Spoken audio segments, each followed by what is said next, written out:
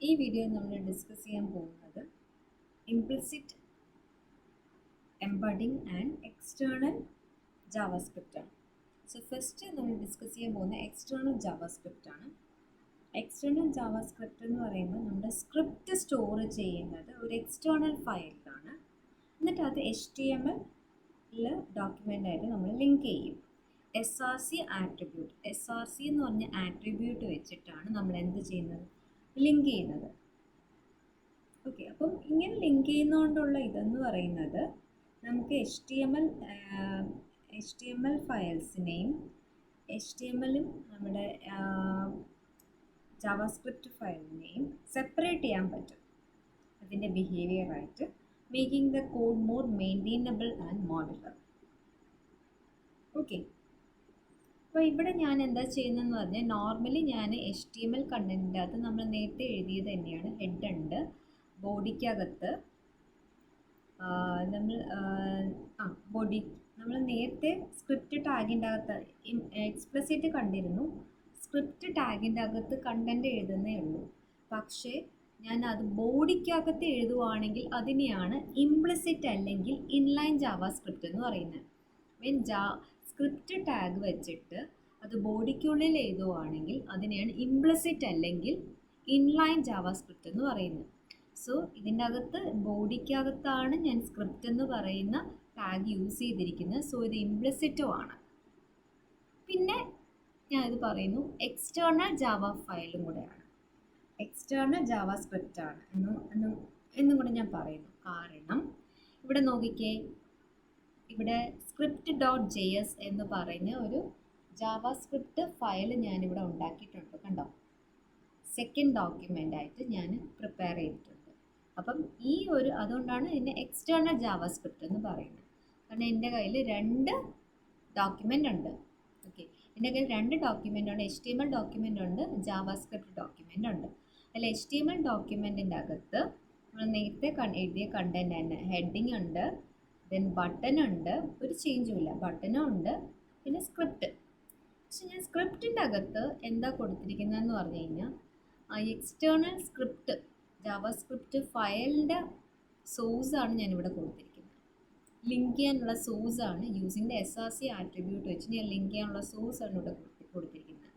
So script ടാഗിൻ്റെ അകത്ത് SRC is equal to ആ ഒരു JSൻ്റെ ഫയൽ, ജാവാസ്ക്രിപ്റ്റിൻ്റെ ഫയലിൻ്റെ പേര് ഇവിടെ കൊടുക്കുക. ഞാൻ script.js എന്നാണ് കൊടുത്തത്. സോ script.js എന്ന് കൊടുക്കുക. SRC is equal to within double കോട്ട്സിൻ്റെ അകത്ത് script.js എന്ന് കൊടുക്കുക. സോ ഇങ്ങനെ കൊടുക്കുമ്പോഴത്തേക്കും നേരെ എവിടെ പോകുന്നത്, script.jsൻ്റെ അകത്ത് പോകും. അപ്പോൾ script.jsൻ്റെ അകത്ത് എന്താ പറഞ്ഞിരിക്കുന്നത്, ഫംഗ്ഷൻ ഇൻവോക്ക് ചെയ്യാനായിട്ട്. ഓൾറെഡി ബട്ടൺ ക്ലിക്ക് ചെയ്യുമ്പോഴത്തേക്കും മൈ ഫംഗ്ഷനെ ഇൻവോക്ക് ചെയ്യാൻ പറയും. മൈ ഫംഗ്ഷൻ എവിടെയാണ് കിടക്കുന്നത്, മൈ ഫംഗ്ഷൻ നമ്മുടെ സ്ക്രിപ്റ്റിൻ്റെ അകത്താണ് കിടക്കുന്നത്. അപ്പോൾ നേരെ നെക്സ്റ്റ് ബട്ടണിൽ പോകുമ്പോഴത്തേക്കും അതിൻ്റെ സ്ക്രിപ്റ്റിൻ്റെ സോഴ്സ് എവിടെയുണ്ട്, script.js. അപ്പോൾ നേരെ എന്ത് ചെയ്യും, ഇവിടെ പോയിട്ട് ആ കണ്ടൻറ്റ് ബട്ടൺ ക്ലിക്ക് ചെയ്യുമ്പോൾ എന്ത് ചെയ്യും, ആ കണ്ടൻറ്റ് അവിടെ ചേഞ്ച് ചെയ്യും. ക്ലിക്ക് ചെയ്യുക, കണ്ടൻറ്റ് ചേഞ്ച്. വേറൊരു വ്യത്യാസവും ഇല്ല, രണ്ട് ഫയലായിട്ട് സേവ് ചെയ്യണം, HTML ഡോക്യുമെൻറ്റും സ്ക്രിപ്റ്റ് ഫയലും. ഓക്കെ, സോ ഇതിനെയാണ് എക്സ്റ്റേണൽ ജാവാസ്ക്രിപ്റ്റ്. ഇനി ഞാൻ നേരത്തെ പറഞ്ഞതുപോലെ ഇംപ്ലിസിറ്റ് ജാവാസ്ക്രിപ്റ്റ് ആണെങ്കിൽ ഇതും ഇംപ്ലിസിറ്റ് ജാവാസ്ക്രിപ്റ്റ് വേണമെന്ന് പറയാം. ഇംപ്ലിസിറ്റ് അതായത് നമ്മൾ ഇത് അവോയ്ഡ് ചെയ്യും. ഇംപ്ലിസിറ്റ് ആകുമ്പോഴത്തേക്കുള്ള ഡിഫറൻസ് എന്ന് പറയുന്നത് script.jsൻ്റെ ആവശ്യമില്ല. സോ ആ ഒരു കണ്ടൻറ്റ്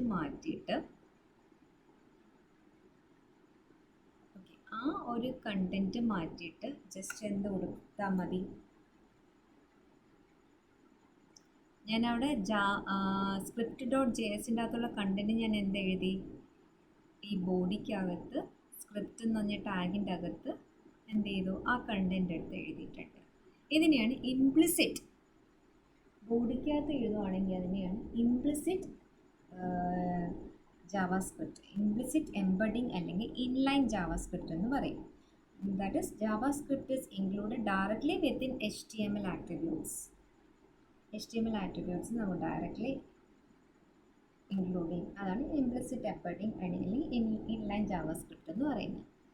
സോ ഞാൻ നേരത്തെ ഇത് സ്ക്രിപ്റ്റ് ഡോട്ട് JS എന്ന് പറഞ്ഞാൽ അതിൻ്റെ അകത്തുള്ള കണ്ടന്റ് ആയിരുന്നില്ലേ ഈ ഫങ്ഷൻ മൈ ഫങ് എന്ന് പറയുന്നത്, അത് ഞാൻ എന്ത് ചെയ്തു സ്ക്രിപ്റ്റ് ടാഗിൻ്റെ അകത്ത് within body function within body ഇതിൽ ഞാൻ കൊടുത്തു.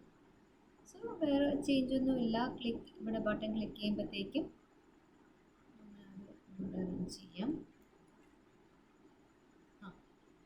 ഇവിടെ ഈ ബട്ടൺ ക്ലിക്ക് ചെയ്യുമ്പോഴത്തേക്കും ആദ്യം ഹെഡിങ് ജാവാസ്ക്രിപ്റ്റ് എന്നായിരുന്നു, ബട്ടൺ ക്ലിക്ക് ചെയ്യുമ്പോഴത്തേക്കും അതെന്തായിട്ട് മാറും, കണ്ടന്റ് ചേഞ്ച്ഡ് എന്ന് വരും. ഓക്കെ, ഇനി ഒരു അലേർട്ട് എന്ന് പറഞ്ഞ ഒരു ആട്രിബ്യൂട്ടും കൂടെ ഉണ്ട്. അതെന്താണെന്നും കൂടെ പറഞ്ഞുതരാം. ഇവിടെ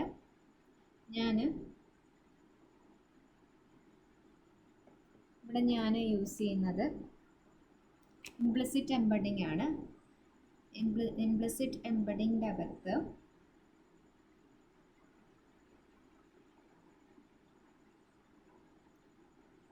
ഇവിടെ ആക്ച്വലി എനിക്ക്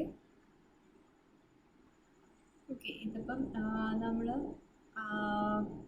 get element by ID button click ചെയ്യുമ്പോഴത്തേക്കും ആ എലമെൻറ്റിൻ്റെ എലമെൻറ്റിൻ്റെ ID ഗെറ്റ് ചെയ്തിട്ട് ആ കണ്ടൻറ്റ് ചേഞ്ച് ചെയ്യുകയാണ് നമ്മൾ ചെയ്തത്. ഇപ്പം നമുക്കൊരു അലേർട്ട് വരുന്നത്, ഇപ്പം ആ ബട്ടൺ ക്ലിക്ക് ചെയ്യുമ്പോൾ ഒരു അലേർട്ട് വരുന്ന ഒരു പോപ്പപ്പും കൂടെ ഞാൻ പറഞ്ഞു തരാം. അതിന് യൂസ് ചെയ്യുന്നത് അലേർട്ട് എന്നാണ്. അപ്പം ഈ കണ്ടന്റ് നമുക്ക് മാറ്റാം. ഇവിടെ നമുക്ക് എന്താ വരേണ്ടത്, ഒരു അലേർട്ട് വരണം. സോ അതിന് വേണ്ടിയിട്ട് അലേർട്ട് എന്ന് പറഞ്ഞ ഒരു ആട്രിബ്യൂട്ട് യൂസ് ചെയ്യുക. അലേർട്ട് ഓഫ് വിത്തിൻ ഡബിൾ കോട്ട്സിൻ്റെ അകത്ത് എന്താണ് അവിടെ അലേർട്ട് വരേണ്ടത്. അപ്പം ഇംപ്ലിസിറ്റ് എംബഡിങ് ഹലോ.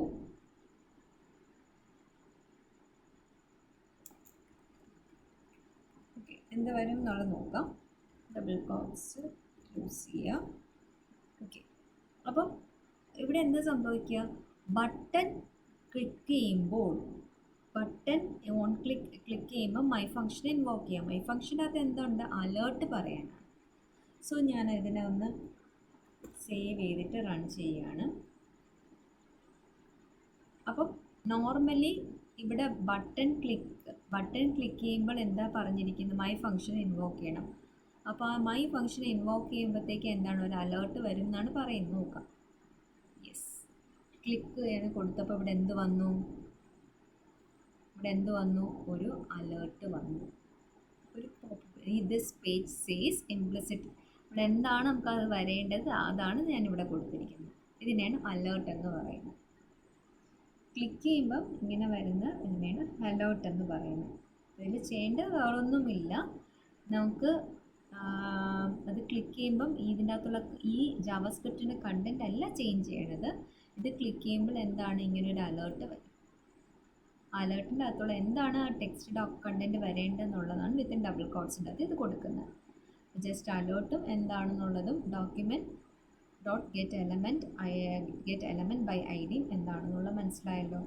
ഇത്രയേ ഉള്ളൂ. ബട്ടൺ ക്ലിക്ക് ചെയ്യുമ്പോൾ എന്തൊക്കെയാണ് എന്താണ് അവിടെ ചേഞ്ച് ചെയ്യേണ്ടത്, ആട്രിബ്യൂട്ട് ആണോ എലമെൻ്റ് ആണോ എന്നുള്ളതൊക്കെ നോക്കാം. ഓക്കെ, സോ നമ്മൾ എക്സ്പ്ലിസിറ്റ് എംബഡിങ് പഠിച്ചു, ഇംപ്ലിസിറ്റ് എംബഡിങ് പഠിച്ചു, എക്സ്റ്റേണൽ ജാവാസ്ക്രിപ്റ്റും പഠിച്ചു. അതിൽ element document dot get element by IDയും പഠിച്ചു, അതേപോലെ അലേർട്ടും പഠിച്ചു. ഓക്കെ, ജസ്റ്റ് അത് എഗെയിൻ ക്ലിക്ക് ചെയ്യുക, കൊടുക്കുമ്പോഴത്തേക്കും എഗെയിൻ ആ ഒരു അലേർട്ട് വരും.